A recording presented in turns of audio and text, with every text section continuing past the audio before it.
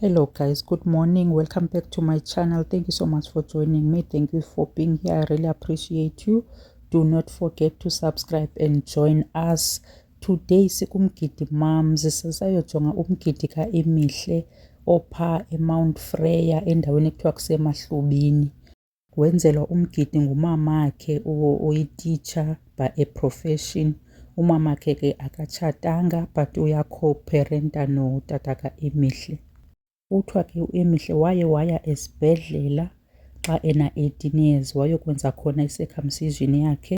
So umamakhe wacifa uba kugqityiwe akho nto izawuphinda ilandele. Uthi ke uEmihle apha ekuhambeni kwexesha uye wabona uba akamkelekanga ngokupheleleyo kootata kuba yena engayanga entabeni eye esibhedlele. So ebengamkeleki ncam xa efikile e-Eastern Cape. So le nto endapha imenzela i-anxiety ingamhlalisi kakuhle. Kwafuneka ahambe itherapy ukuze azokwazi uncedakala. Sizoyikhumbula ke Eastern Cape isensitive kakhulu, into entabeni kootata abadlali njengayo. uEmihle ke uye wachwetha umamakhe wamxelela into uba ufuna ukwenza izinto ngokwendlela, ufuna uhamba aye entabeni azokwazi uba alungise le nto yongamkeleki kootata. Nyhani umamakhe ke uye wamenzela umntanakhe umgidi, kwaqalelwa yonke into phantsi. So kulo mgidi umama kaEmihle uthe kukhona inkomo, kukhona iigusha ezi-2 and then zikhona iinkukhu ezi-10. Kukhona intente plus idekho ye-46,000. Umushe ke ndiye ndambona uba uworried ngale nto yezi nkukhu ziyi-10. Wathi azizukonela zitheni ziyi-10 qha. Itshikini kaloku mushe ityiwa ngabantu abangayityi inyama ebomvu. Oomama basekhitshini abaphakayo bayayazi loo nto. Ipleyiti yetshikini yaziwa izocelwa kuphakwa tshikini wonke umntu. So ungawari mushe, ungawari. Oomama basekhitshini they know what to do. Liye lahamba ke zibazana nosista wakhe uSquash kwayiwa etawuni kuyokongezwa igrosari. So ndiyabona uba igrosari ibiseyithengiwe, so bebesongeza nje into ezishotayo, iveji, izipayisizi. Ibhajethi yobutywala ke uye wathi uzibazana ithi 50,000 and then wakhelwe nendlu ke ubhuti omtsha. Indlu yakhona umama khona uthi usebenzise i-200,000. Kukhona nee-mobile fridge ezimbini. Sikhe sambona ke nomushe ezama udlala nabanye ootata kuthiwa kuyaqulwa. Hayi shem, akakwazi, makayeke. Iye yafika ke intente yenziwa idekho, lanxiba izibazana iilokhwe zalo ezimbini latshintsha. Ifemeli yakulotata ooyina bethunana yeza ifemeli yakulotata. Kuthiwa bebeyi-21 beyi-19 abantu ebebezile. Notata womntwana waza all the way from eStenga. Intle ke bekunana le nto bayenzileyo, bakwazi uba beze bazosapota umntana wabo and then bazonika isidima also belelaa khaya eliyana. Intle bethunana, iyanconywa into entle.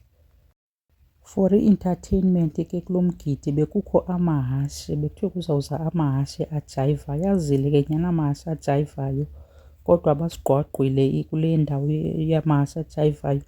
Ukhameramen usigqwagqwile akhange asibonise ncam.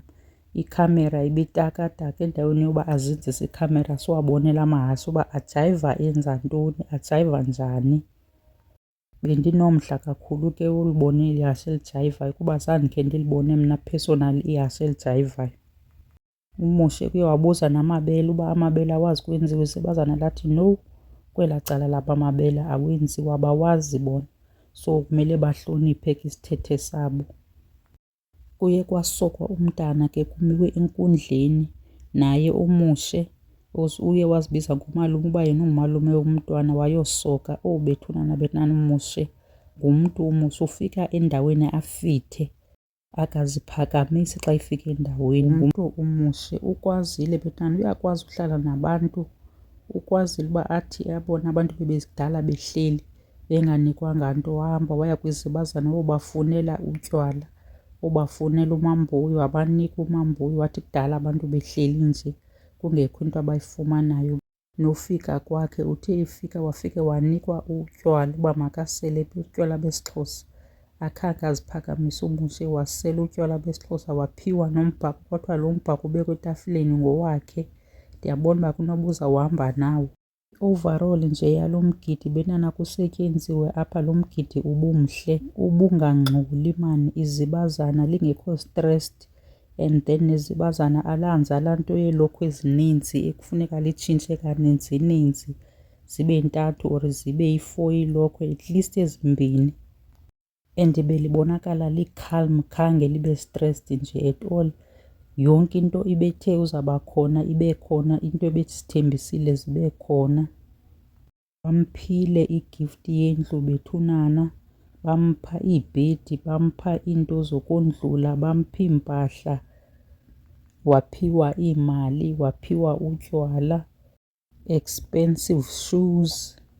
Lo mgidi ngulo siwuqhelileyo lo, ngulo sidla ngosiwaziyo, not le ibi-extra bekuqalwe ngawo. Lo yi-celebration yefemeli, kudibana iifemeli zombini apha kwaselebhreyithwa kumnandi, kwenzelwa umntana into yakhe. Yile mgidi siyiqhelileyo ke le. Ude wenza extra ke umama kuba thina xa sisolusa i-usual emakhaya aside siyakhe indlu.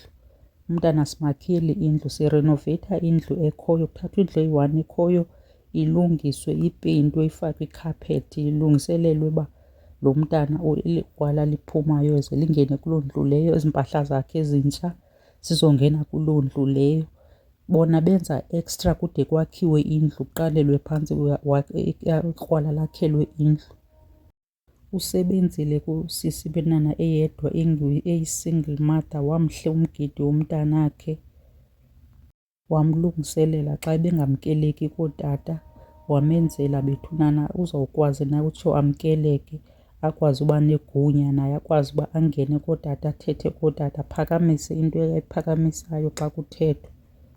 Mna ndiwuthandile lo mgidi kakhulu. Oh, ndiwuthandile bethunana lo umgidi. Andiyazi ke abantu bayakhalaza kwi-social media xa ndijonga ii-comments zabantu bathi bona bebebhorekile. Ububhora lo mgidi, hayi bethunana. Kanti abantu bakhangela ntoni? Ngowona mgidi lona, yile nto kuthiwa ngumgidi ke lena lo siwaziyo thina. Umhlawumbi babhorwa kuba beqhele leya bekuqalwe ngayo, mhlawumbi leya ibi-extra, ibhajethi yayo ibikooma-500,000 kuneentente zooma-150,000. Bafuna uhlale bebona loo nto. Le mgidi lo siwuqhelileyo ngulo siwaziyo, kuyaselebhreyithwa ukubuya komntana eseyifu. Masidibaneni kwii-comments utsho uba wena ubone njani lo umgidi. Until next time, mandiyibeke apha for namhlanje. Thank you so much for watching. Till next time, ndinithanda nonke bethunana, bye bye.